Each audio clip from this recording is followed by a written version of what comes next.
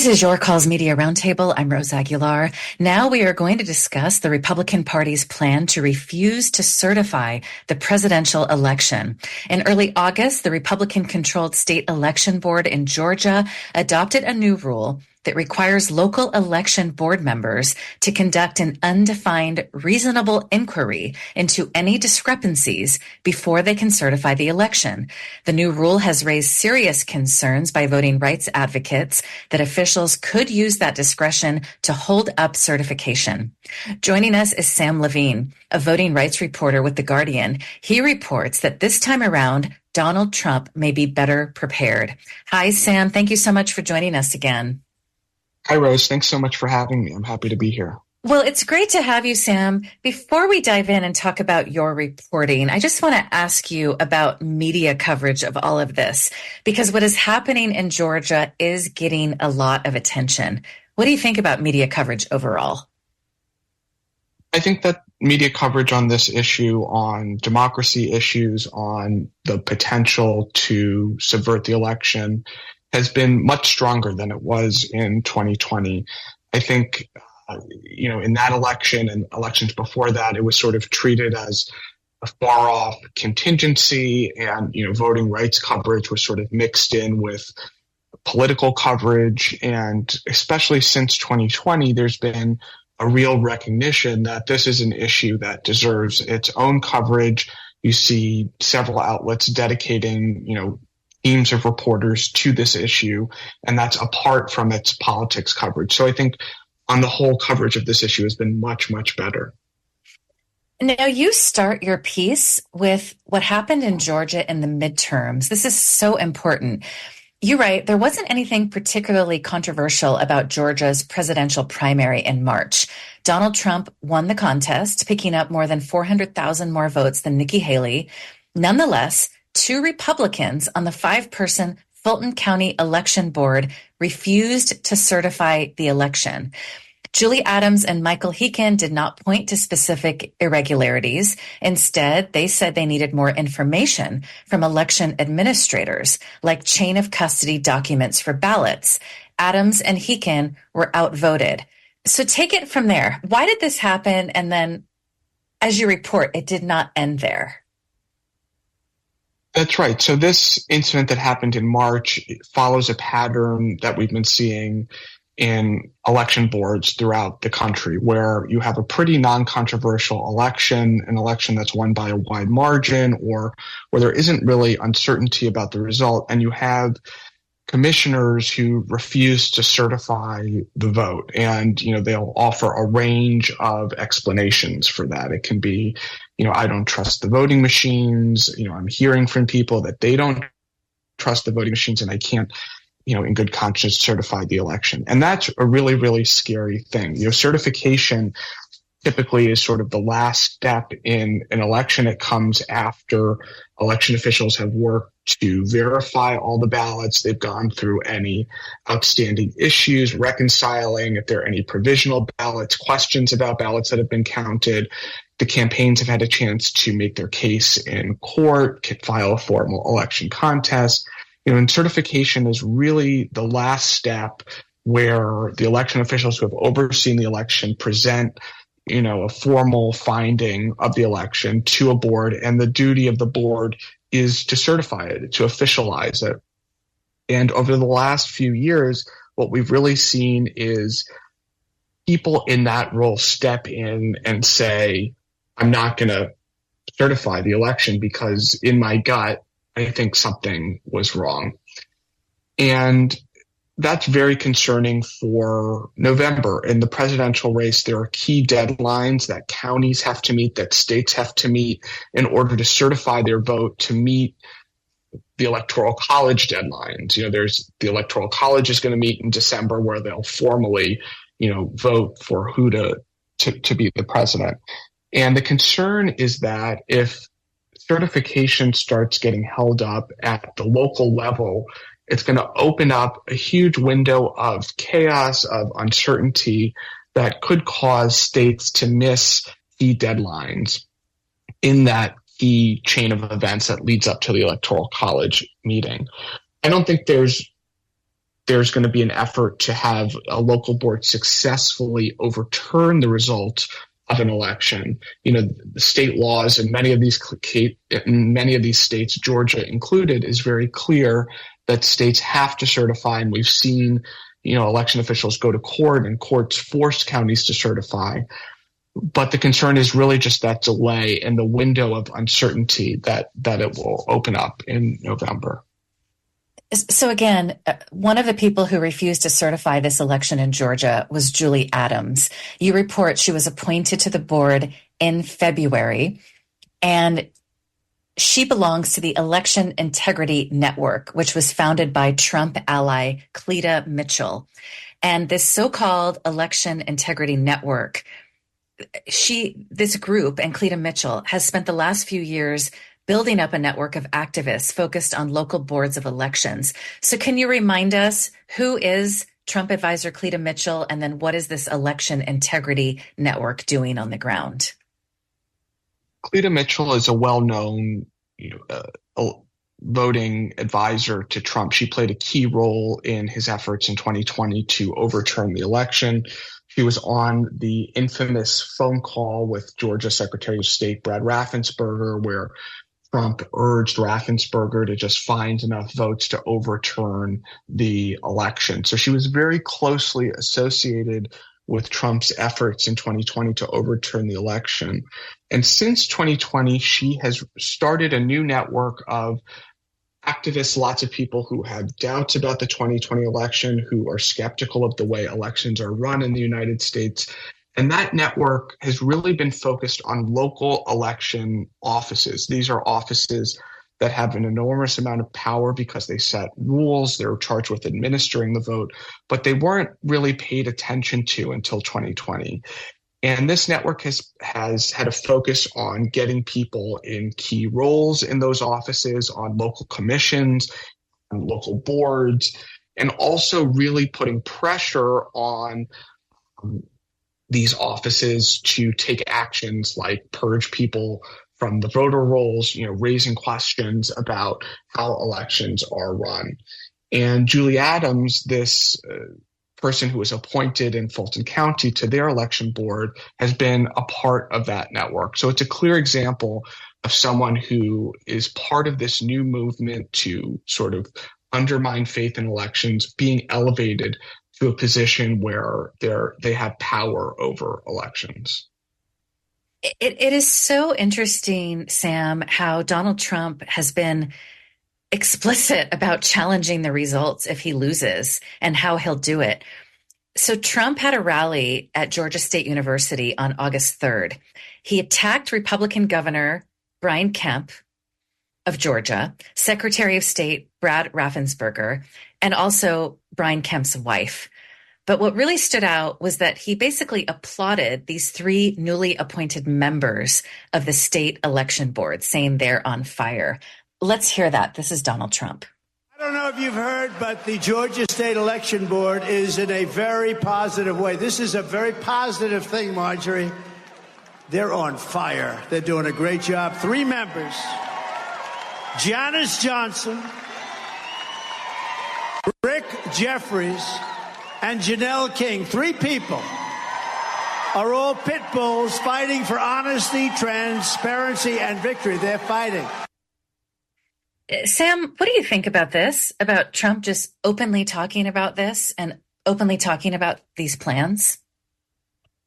To hear Trump focused on these people and this board in particular, I think is incredibly significant. This is something that we've seen from him since the 2020 election. In 2022, he went out and he campaigned for secretaries of state that were aligned with his agenda, and I think that he believed would be favorable to his efforts to reshape election law in many states. These were, in some cases, people who had been very skeptical about the outcome of the 2020 election.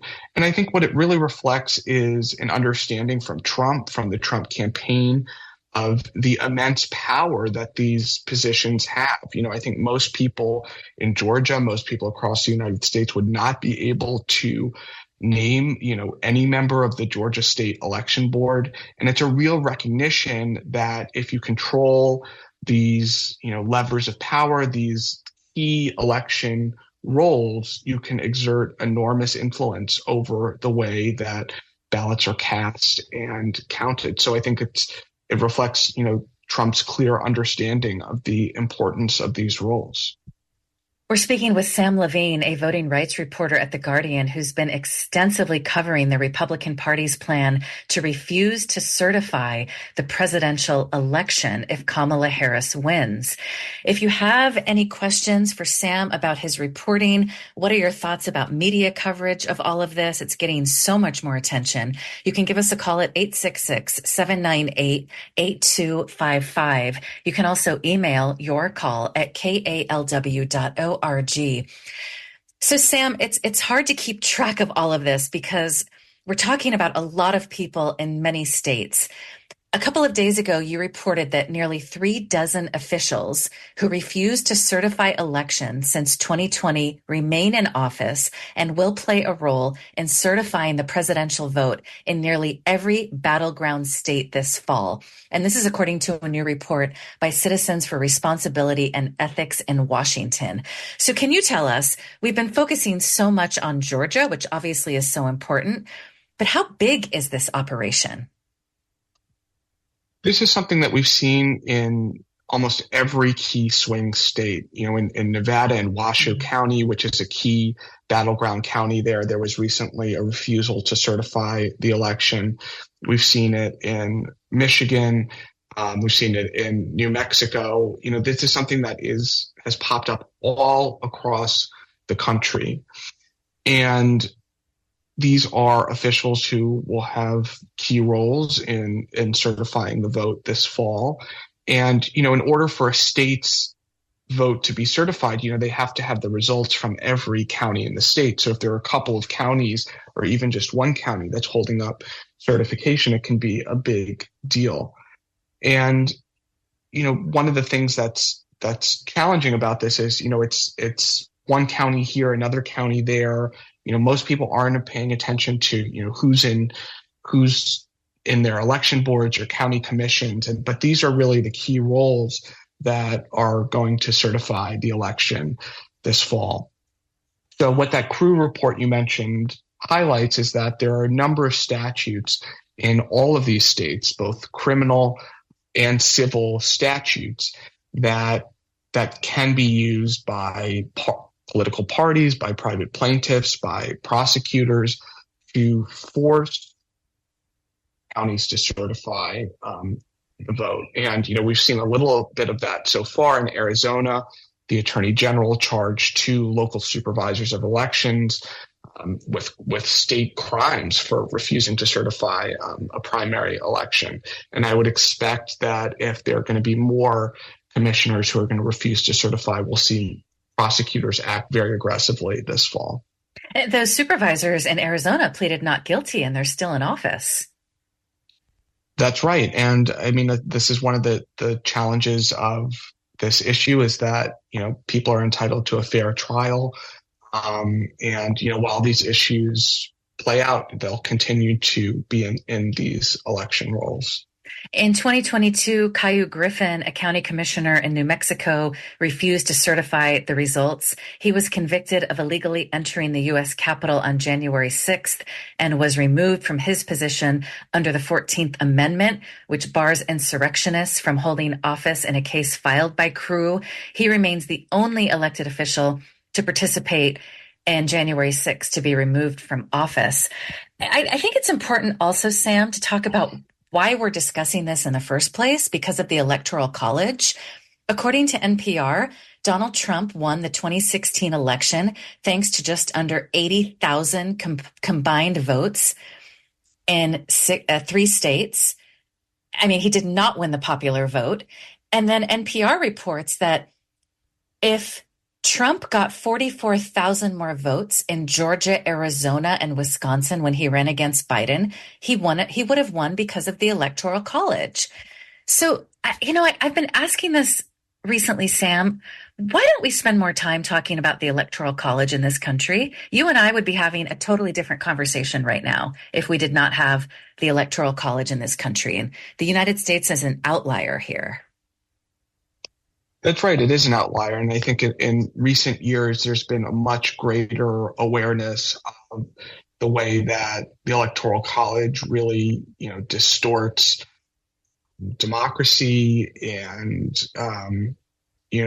really doesn't lead to fair representation for all people when they vote in a presidential race. And I think that those conversations are going to continue to grow. I think for a lot of people, it's sort of an accepted part of our civic fabric. It's something that you learn, is just part of how the United States government works. It was obviously adopted at the founding. And I think, as that disparity between the popular vote and the Electoral College vote grows, I think there'll be much louder calls to reform the Electoral College in some ways. And I think one thing that's lost in that conversation, Rose, is that, that doesn't necessarily mean abolishing the Electoral College altogether, although I think that's sort of the leading and most popular reform. But there are a lot of other things that can be done, not making each state a winner take all when it comes to the Electoral College. Maine and Nebraska, allocate their electors differently, they split it, depending on who wins congressional districts, and some electors are awarded statewide. So, there doesn't have to be a winner take all system in the Electoral College. And, like we're seeing with calls to reform the Supreme Court and sort of calls to reform the filibuster, I think this is another part of that conversation that's going to grow in years to come. Sam, before we let you go, we're getting so many questions about what can be done about this. Greg, I'm sorry we don't have time to take your call, but Greg says, can this be fought at the local level? Can't the DOJ halt this? Bill writes, are the Democratic Party or the DOJ doing anything to prepare for illegal challenges to the legal election process? Marcia writes, what, if anything, are the Democrats doing, thinking, planning? What are your thoughts on that, Sam? Well, in reporting my piece, one thing that became very clear is that virtually every election lawyer in the country, from party lawyers to nonprofits, are laser focused on this. They're very clear-eyed about the serious threat that this poses. And I would expect that, if there are efforts to delay or halt certification, they're going to spring into action immediately.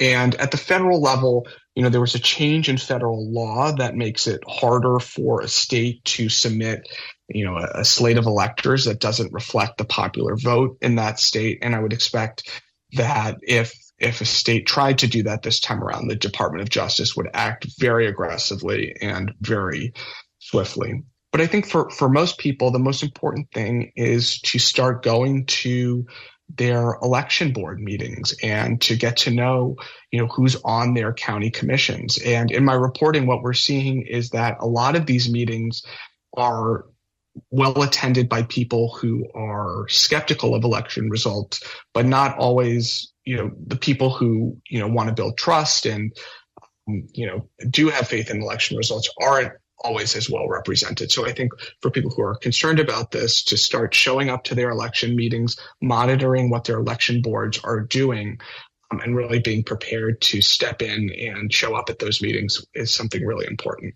And sadly, because of so much violent rhetoric from Trump and everything he says about stolen elections, these election officials are dealing with death threats, swatting. I mean, it's a horrible time to be an election official, and yet we've never needed them more. Sam, obviously people say that if Kamala Harris wins by massive, massive numbers, he can't pull this off. But because of the Electoral College, anything can happen. So what concerns you the most at this point? Well, I think that Donald Trump has made it extremely clear that regardless of whatever the margin is, if he loses the presidential race, he will not accept the results. I think there is no doubt about that. He's been asked repeatedly. He's been given multiple opportunities to clarify his answer. And I think it's very clear that he will claim, if he loses the race, that it was stolen from him. And that might be, we're seeing him cede the ground to do that in a lot of ways. We're seeing him claim that non-citizens are, on the voter rolls, which we know is not true. We're seeing him claim that, it was a coup to install Kamala Harris on the Democratic ticket.